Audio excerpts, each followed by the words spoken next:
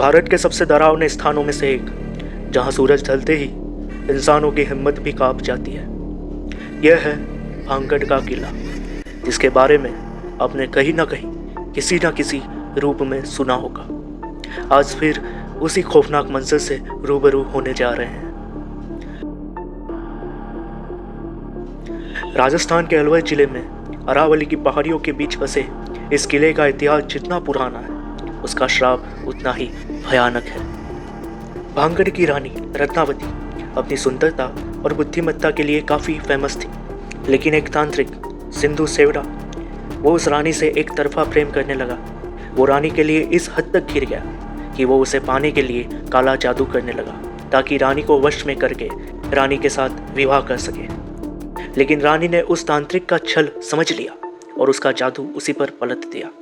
रानी ने सिंधु सेवड़ा को कारागृह में बंदी बनाकर मौत की सजा सुना दी, लेकिन मरने से पहले तांत्रिक ने कुछ ऐसा कह दिया जिसका अनुभव आज तक हमारे रोंगटे खड़े कर देता है।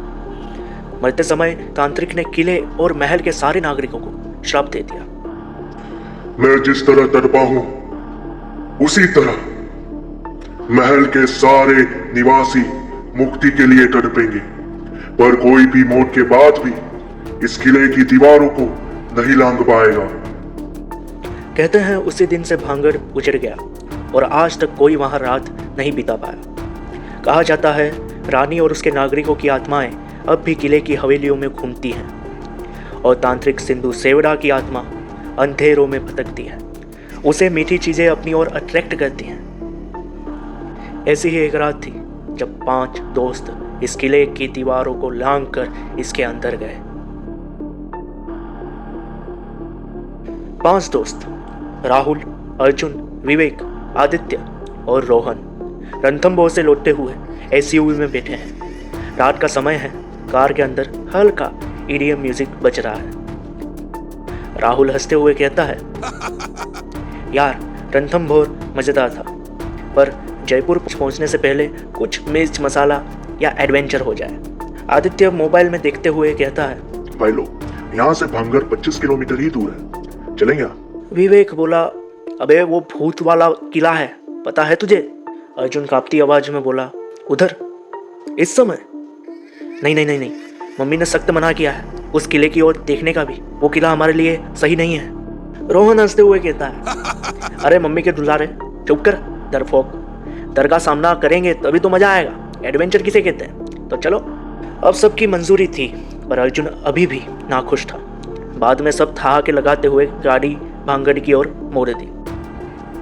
रात के 12:15 पर एसयूवी भांगड़ किले के पास पार्क होती है। रोड सुनसान, चारों ओर पेड़ और हल्का कोहरा। चलो भाई, सबसे पहले सामने से जाने की कोशिश करते हैं, ये राहुल बोलता है। सब मेन गेट की ओर जाते हैं। वहाँ कोई नहीं है, लेकिन फिर एक आवाज आती है, रुको, कहाँ जा रहे हो इतनी रात में? वो आवाज चौकीदार की थी। आदित्य ने कहा, थोड़ा घूमने, वीडियो शूट करना है ना, इसलिए। चौकीदार ने गंभीर होकर कहा, रात के बाद यहाँ आना मना है। जो आए हैं वापस नहीं गए। ये किला नहीं, श्राप है, इसलिए दूर रहो इससे। पैसे निकाल कर राहुल मुस्कुराते हुए बोलता है, थोड़ा सहयोग कर दो बाबा, ये लो 1000 का नोट। चौकीदार गुस्से से लाल बबूला होकर कहता है, पैसे से आत्माओं को नहीं खरीदा जा सकता, निकल जाओ वरना पुलिस बुलाऊंगा। धीरे से अर्जुन कहता है, चलो यार, ये कोई साधारण बात नहीं, ये जो कह रहे हैं इनकी बात माननी चाहिए। तभी वो सब पीछे हट जाते हैं और चलते चलते रात की 12:30 बजे सभी पास के ढाबे पर बैठ जाते हैं और किसी तरह भी अंदर जाने का प्लान बनाते हैं, पर पता नहीं चल रहा था कि कैसे जाएं। तभी रोहन कुछ ऐसा दिखता है जो उसे नहीं दिखना चाहिए था। रोहन कहता है, वो देख, इस महल की दीवार की पिछली साइड देखो, टूटी हुई है, वहाँ से एंट्री कर सकते हैं। ढाबे में 5 बैठकर दीवार के पास जाने की प्लानिंग बना रहे थे। देन राहुल मुस्कुराते हुए कहता है, तो प्लान सेट, आज रात 1:30 बजे वहाँ दीवार के पास एसयूवी पार्क करके फिर रात भर उस महल को एक्सप्लोर करेंगे, ओके? आदित्य ऐसे ही कुछ कह देता है। वो कहता है, इतिहास कहता है भांगड़ का तांत्रिक और रानी रत्नावती की आत्माएं आज भी यहीं घूमती हैं। वही श्राप आज यहाँ गूंजता है, तो हमें जाना चाहिए। एक पल के लिए वो पांचों डर गए थे। फिर माहौल हल्का करने के लिए राहुल हंसता है और कहता है, चल फिक्र मत कर, फालतू लड़कियों जैसे नखरे कर रहा है, चल। थोड़ी देर गप्पे मारने के बाद अब वो दोस्त किले की पिछली ओर बढ़ते हैं। रात के 1:30 बज चुके थे। पांचों दीवार के पास पहुंचते हैं और उसी दीवार के पास अपनी कार पार्क करते हैं। सब एक एक करके उस टूटी दीवार पे चढ़ के महल में एंटर होते हैं।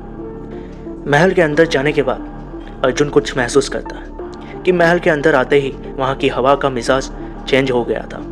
मतलब हवा ठंडी लग रही थी। अर्जुन कहता भी है कि यार यहाँ कुछ अजीब लग रहा है, हमें यहाँ नहीं आना चाहिए था। अर्जुन को डराते हुए आदित्य कहता है, हर पत्थर की दीवार यहाँ कोई ना कोई कहानी बयां करती है, जस्ट चिल कर मेरे यार। किले के अंदर अजीब सन्नाटा था।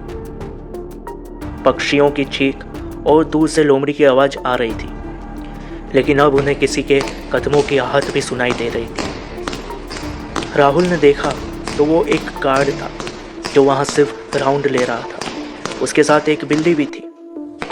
फिर वो पांचों दोस्त चुप हो जाते हैं और गार्ड वहाँ से चला जाता है। राहुल ने आदित्य के कंधे पर हाथ रखा और कहा, आज रात के लिए ये किला हमारा है, ये भूतिया किला हमारा है। अब असली मस्ती शुरू करते हैं, चलो आगे बढ़ो मेरे सिपाहियों। वो सब धीरे धीरे आगे की ओर चलते हैं महल की गहराइयों में। फिर विवेक कहता है, सुनो गाइस, ऊपर के माले पर चढ़ते हैं। सब ने उसकी बात में हामी भरी और सीढ़ियों के जरिए ऊपर चढ़ने लगे। महल के ऊपरी माले पर एक तालाब था। वो सब तालाब के पास जाते हैं। विवेक एक्साइटेड होकर बोलता है, वाह क्या लोकेशन है, it's Insta peak time bro. वो पांचों मजे ले रहे थे न तभी वो देखते हैं कि खिड़की में एक परछाई सरकती है, कोई लंबा काला साया। रोहन धीमी आवाज में हिचके जाते हुए बोलता है, गाइस गाइस वो देखो, कोई खिड़की से हमें देख रहा है। उस साये को देखकर सब डर गए थे। अर्जुन कांपते हुए कहता है, वो कोई इंसान नहीं है, वो कुछ और है, हमें यहाँ से जाना चाहिए, प्लीज चलो। वो जा रहे होते हैं तभी एक काली बिल्ली जिसकी आंखें लाल उन पांचों के सामने आ जाती है। उसकी आंखें चमकती हैं और वही गुर्राती है।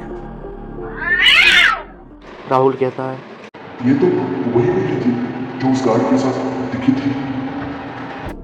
हैरानी से राहुल कहता है, सुनो सब नीचे भागो, जोर से अपनी कार की ओर भागो अभी। सब नीचे भागते हैं। दीवार कूदने के बाद पांचों दोस्त कार में बैठ जाते हैं।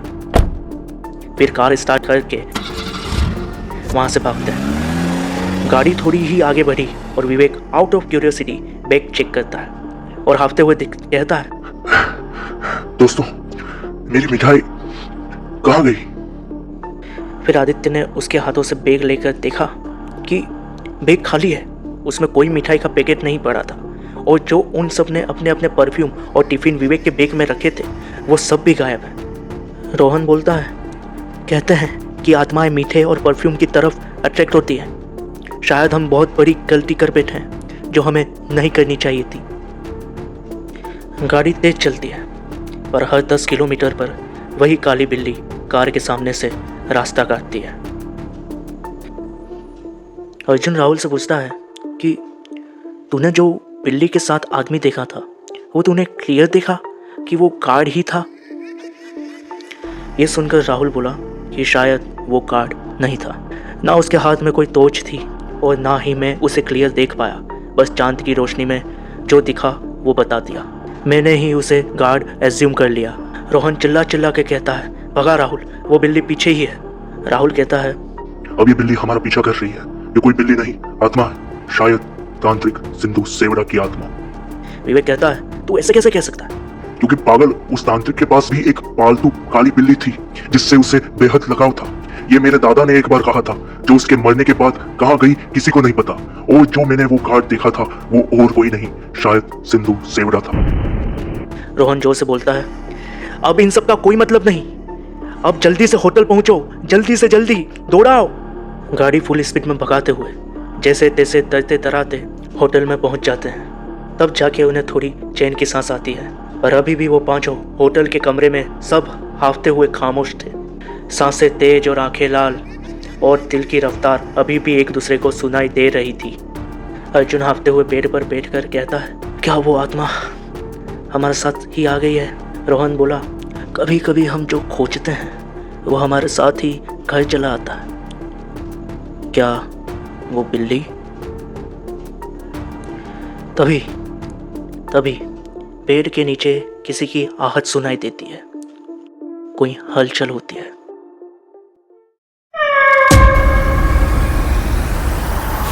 Black monk, the voice of unspoken silence.